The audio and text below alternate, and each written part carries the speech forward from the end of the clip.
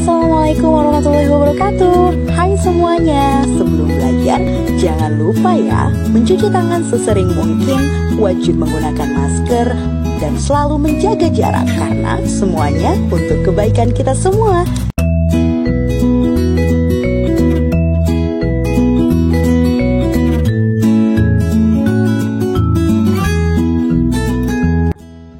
Assalamualaikum warahmatullahi wabarakatuh. Ketemu lagi sama Ibu kali ini. Pada pertemuan kali ini kita masih membahas tentang teks eksposisi dengan materi yang berbeda, yaitu tentang struktur yang ada di dalam teks eksposisi.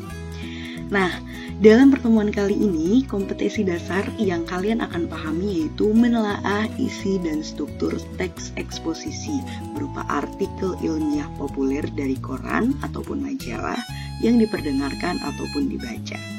Untuk materi pembelajarannya, struktur dalam teks eksposisi. Dan untuk tujuan pembelajarannya, dalam pembelajaran ini diharapkan peserta didik dapat memahami dan menentukan struktur yang ada di dalam teks eksposisi. Oke, kalian bisa lihat di sini. Ini ada tulisan struktur ya. Kita akan mempelajari tentang struktur dalam teks eksposisi. Di mana di dalam struktur teks eksposisi itu ada 3 poin. Yang pertama ada tesis, yang kedua ada rangkaian argumen, yang ketiga ada penegasan ulang. Nah, kalian bisa lihat di sini. Untuk tesis sendiri, tesis itu adalah pengenalan isu atau masalah. Biasanya terletak di paragraf 1 atau di paragraf awal atau di paragraf pertama ya. Selanjutnya ada rangkaian argumen. Untuk rangkaian argumen itu berisi lanjutan dari tesis. Tesis kan pengenalan isu, berarti lanjutan dari pengenalan isu, di mana berisi tentang pendapat dan juga fakta. Biasanya terletak di paragraf tengah. Kalian kan udah Ibu jelasin gitu, ketika kalian sudah menentukan sebuah topik, misalnya topiknya tentang beauty filter yang ada di Instagram ataupun yang ada di handphone kalian. Kalian sudah memilih tuh permasalahan atau topiknya atau isu yang akan kalian bahas itu. Nah, setelah kalian sudah menentukan, otomatis kalian akan Ibu minta untuk mencari sebuah opini atau pendapat dan juga fakta tentang permasalahan tersebut. Permasalahannya kita sudah ambil tentang beauty filter yang ada di Instagram ataupun yang ada di handphone kalian. Kalau sudah menemukan topiknya, kalian harus mencari apa opini kalian, apa pendapat kalian tentang beauty filter. Menurut kalian bagus gak sih? Kalian setuju gak kalau misalnya beauty filter itu bagus? Kalian setuju gak kalau beauty filter itu nggak bagus gitu ya. Jadi kalian harus menentukan atau membuat opini dan juga opini atau pendapat ya berdasarkan kalian, jelas ya, harus berdasarkan kalian karena nanti yang akan membuat teks eksposisi itu adalah kalian ya.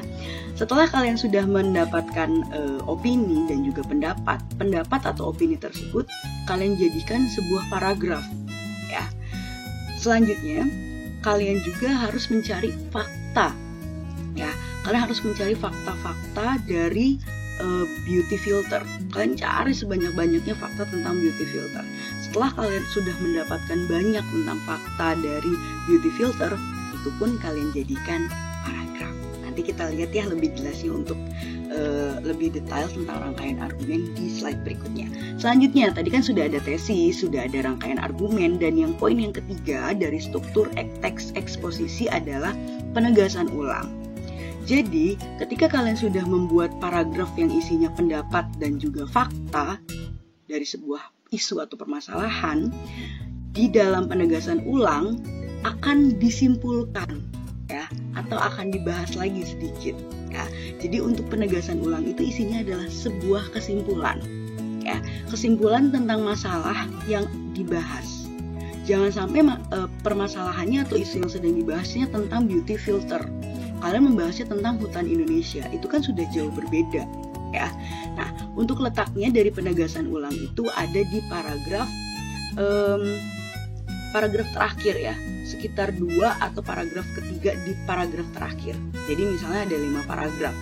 Kalau 5 paragraf berarti paragraf pertama itu sudah bisa dipastikan adalah tesis, paragraf kedua dan paragraf ketiga itu rangkaian argumen, Nah, untuk penegasan ulang itu terletak di paragraf keempat dan juga kelima ya, atau ada di 2 paragraf terakhir begitu ya.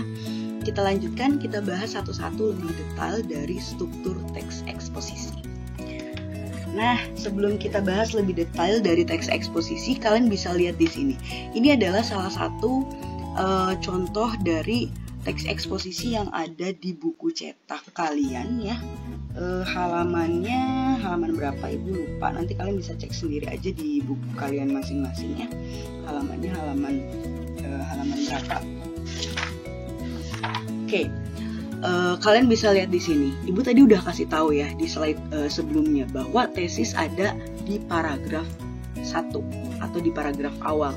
Kalian bisa lihat di sini. Ini teks eksposisi di mana tesis ada di paragraf pertama, ya kan? Dan rangkaian argumen ada di paragraf tengah, ya. Berarti di paragraf ini 1 ya. Paragraf kedua, paragraf ketiga, dan juga paragraf keempat. Nah, di sini adalah penegasan kembali, ya. Penegasan kembali terletak di 3 paragraf terakhir nih. 1, 2, 3. Jadi ini totalnya ada 1, 2, 3, 4, 5, 6, 7. Ada 7 paragraf, di mana paragraf pertamanya itu adalah tesis, paragraf kedua, 3, 4 itu adalah rangkaian argumen, dan paragraf 5, 6, 7 itu adalah penegasan kembali. Kurang lebih nanti kerangkanya seperti itu ya. Jangan sampai kalian tertukar untuk menentukan tesis, rangkaian argumen, dan juga penegasan kembali. Nah, kita lanjutkan. Nah, ini dia yang pertama yang akan kita bahas, yaitu tentang tesis. Tesis itu adalah pengenalan isu dan masalah ya, atau topik yang akan kita bahas di dalam sebuah teks eksposisi. Nah, biasanya terletak di paragraf ke-1 atau paragraf awal atau paragraf pertama. Nih, kalian bisa lihat kotak yang warna putih ini, perhatikan baik-baik. Misalnya, judulnya itu tentang hutan, ya. Judulnya tentang hutan. Pasti di dalam tesis ya, akan membahas isu atau permasalahan tentang hutan. Apa saja sih permasalahan tentang hutan? Bisa aja tentang kebakaran hutan Indonesia, atau kondisi hutan Indonesia, ekosistem hutan yang semakin punah, dan lain-lain. Pokoknya intinya tentang hutan. Ketika judulnya tentang hutan, pasti akan membahas di dalam tesisnya awal mula tentang hutan.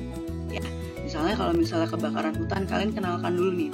Di Indonesia sering sekali terjadi kebakaran hutan, dan kebakaran hutan itu sudah sangat meresahkan banyak warga. Itu kan awalan dulu, pengenalan sebuah isu atau permasalahan ya, adanya di tesis.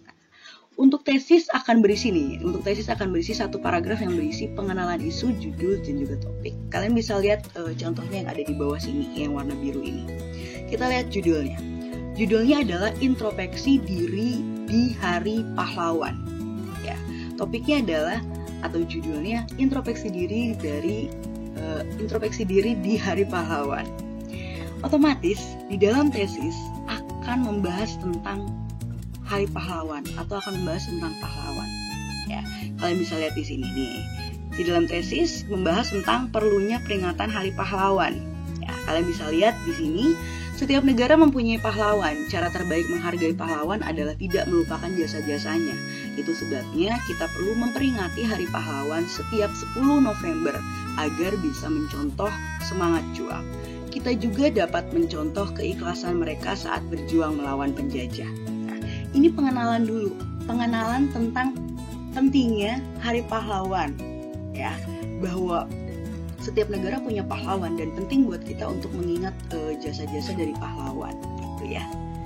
Seperti itu untuk tesis. Kita lanjutkan ke bagian yang kedua, poin yang kedua dari struktur teks eksposisi, yaitu rangkaian argumen. Kalau rangkaian argumen, lanjutan dari tesis, di mana berisi pendapat dan juga fakta. Biasanya terletak di paragraf tengah.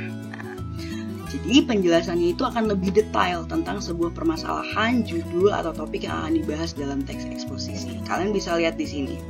Ini adalah paragraf pertama, yaitu tesis, di mana isinya tentang perlunya peringatan Hari Pahlawan. Sedangkan di dalam rangkaian argumen atau ada di bagian tengah dalam sebuah teks eksposisi, ini menjelaskan tentang latar belakang perlunya Hari Pahlawan, besar pengorbanan para pejuang, kondisi generasi bangsa yang mementingkan diri sendiri. Berarti di sini lebih jelas atau lebih detail lagi tentang kenapa sih kita harus penting memperingati Hari Pahlawan. Seberapa pentingnya sih Hari Pahlawan? Kayaknya ngapain kita harus peringatin sih Hari Pahlawan? Ini dijelasin di dalam rangkaian argumen ya. Terletak di paragraf yang ada di dalam rangkaian argumen. Kalian bisa lihat di sini ya. Yang pertama, sejarah perlunya memperingati Hari Pahlawan bermula dari perlawanan Arek Surabaya pada 10 November 1945. Dengan senjata bambu runcing, mereka melawan penjajah yang sudah menggunakan senjata canggih termasuk pesawat terbang.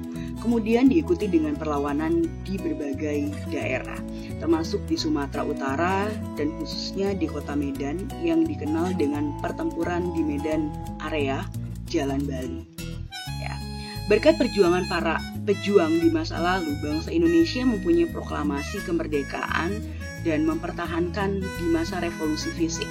Sekarang giliran anak-anak bangsa mengisi alam kemerdekaan dengan memberikan yang terbaik bagi masa depan bangsanya.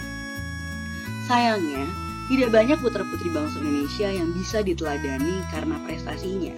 Lebih banyak yang mementingkan diri pribadi dan golongannya saat sudah berkuasa. Hal itu terlihat sekali dalam jajaran pemerintahan atau birokrasi yang maupun legislatif dan yudikatif. Mereka benar-benar memanfaatkan peluang yang ada untuk memperkaya diri, sementara rakyat yang membutuh perhatian malah diabaikan. Ya. Di dalam paragraf ini, ya, paragraf tengah atau yang ada di dalam rangkaian argumen menjelaskan lebih detail lagi. Kenapa kita penting untuk memperingati sebuah Hari Pahlawan gitu. Seberapa pentingnya pahlawan harus diperingati sampai Indonesia atau di dunia pun pasti di setiap negara ada yang namanya Hari Pahlawan itu diperingati. Kalau Indonesia itu kan tanggal 10 November kemarin ya.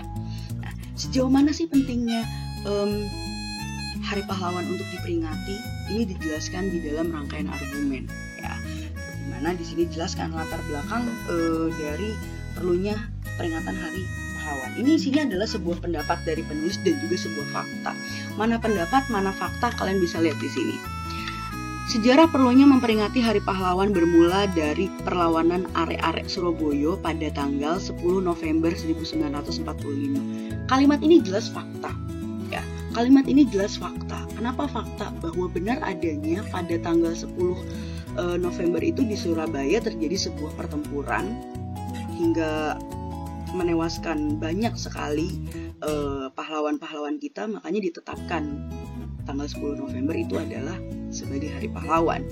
Selain peristiwa di Surabaya, ada juga peristiwa di Sumatera Utara di kota Medan ya. Di situ waktu itu ada pertempuran di Jalan Bali ya, di Medan Area. Jadi ditetapkan di Indonesia sebagai Hari Pahlawan itu tanggal 10 November. Jadi di dalam satu paragraf ini isinya ada sebuah fakta ya, sebuah kenyataan yang benar-benar adanya bahwa ya dulu terjadi sebuah pertempuran yang sangat hebat di tanggal 10 November sehingga 10 November ditetapkan sebagai Hari Pahlawan di Indonesia.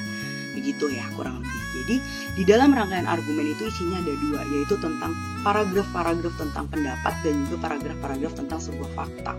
Dan hati-hati untuk kalian gini, misalnya seseorang ketika Rasja ibu contohkan, misalnya contohnya Rasja bilang sama ibu, Bu, tau gak sih Bu,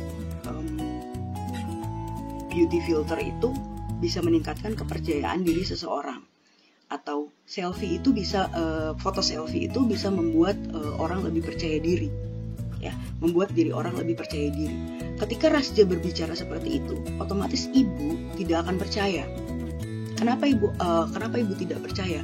Karena itu hanya sebuah pendapat dari Rasja, belum tentu ada kebenarannya. Karena Rasja tidak membicarakan sebuah fakta, dia hanya mengungkapkan bahwa foto selfie bisa meningkatkan kepercayaan diri seseorang.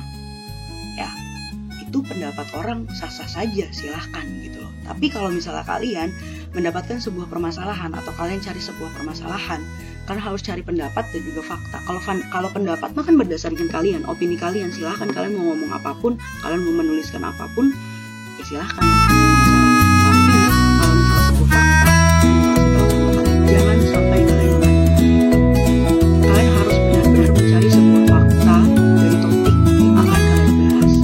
Ketika kalian membahas tentang hutan Indonesia atau kebakaran hutan Indonesia, otomatis kalian harus cari fakta yang banyak sekali tentang kebakaran yang ada di hutan Indonesia. Contohnya ya, fakta-fakta yang harus kalian cari kalau misalnya kalian membahas tentang hutan Indonesia atau kebakaran hutan Indonesia.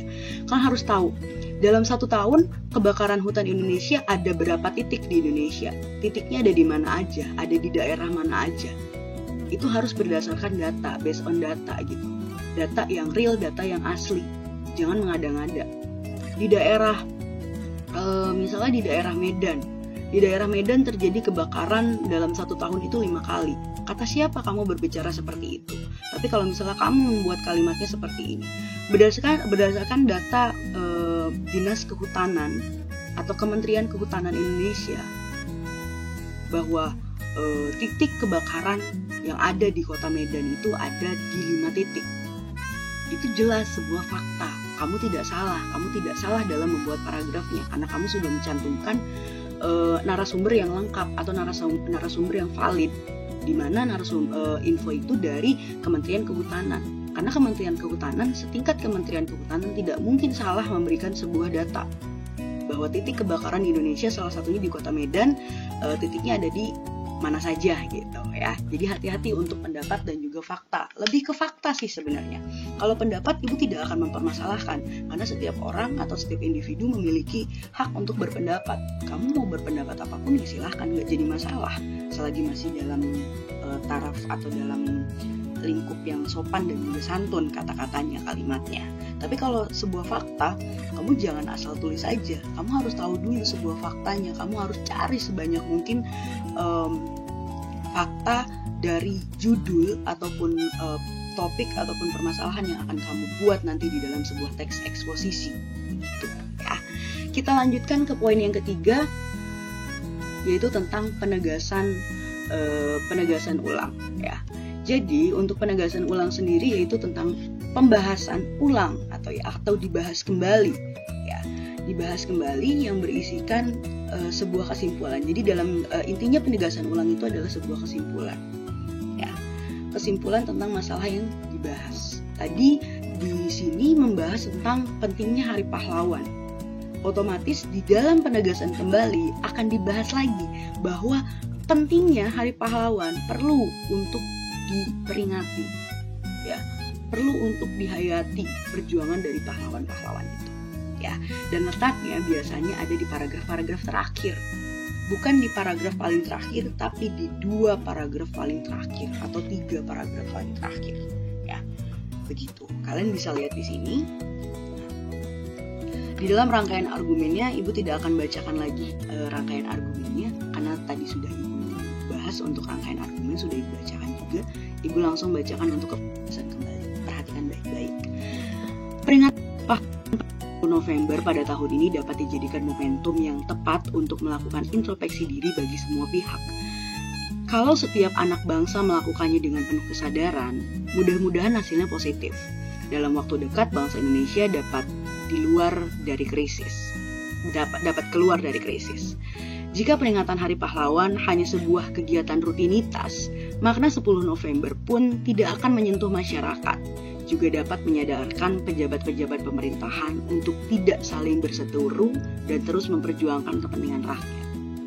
Pada momentum Hari Pahlawan ini, kita mengimbau para pejabat di jajaran pemerintah termasuk BUMN ataupun BUMD, pemimpin DPR dan MPR, serta seluruh anggota Dewan agar kembali ke fitrah. Ingatlah perjuangan dan cita-cita para pahlawan bangsa. Mari kita berjuang untuk memakmurkan rakyat.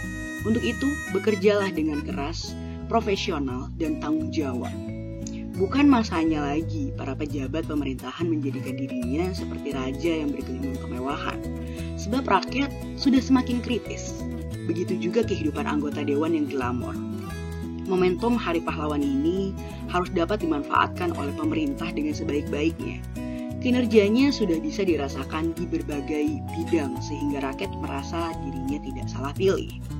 Gerakan mencontoh para pahlawan perlu dimasyarakatkan untuk menyadarkan para pejabat pemerintah agar tidak menjadi pahlawan kesiangan. Sumber waspada dengan penyesuaian. Nah, ini nggak masuk ke paragraf ya, sampai dengan di sini saja. Oke, di sini dijelaskan lagi. Isinya adalah semuanya pendapat. Kalau di dalam rangkaian argumen ada pendapat dan juga ada fakta, tapi di dalam penegasan ulang atau di dalam penegasan kembali isinya adalah pendapat-pendapat dari si penulisnya atau pendapat dari kamu nanti. Ya. Dimana di sini dijelaskan bahwa pentingnya Hari Pahlawan untuk kembali ke fitrah, mengingatkan bahwa pahlawan itu sudah begitu susahnya memperjuangkan Indonesia sampai Indonesia merdeka. Kalian sudah enak menikmati Indonesia sampai dengan Indonesia merdeka seperti ini. Ya, jadi sudah waktunya untuk kalian generasi bangsa ataupun para pemerintah yang sepertinya lupa dengan rakyatnya kembali ke fitrah untuk meneladani sosok dari pahlawan. Untuk berjuang bersama-sama memajukan Indonesia menjadi negara yang baik, negara yang berkembang, negara yang bisa kita banggakan bersama. Sehingga tidak ada pemikiran di dalam diri kita, pemerintah kita tidak benar atau seperti kalimat yang ada di bawah.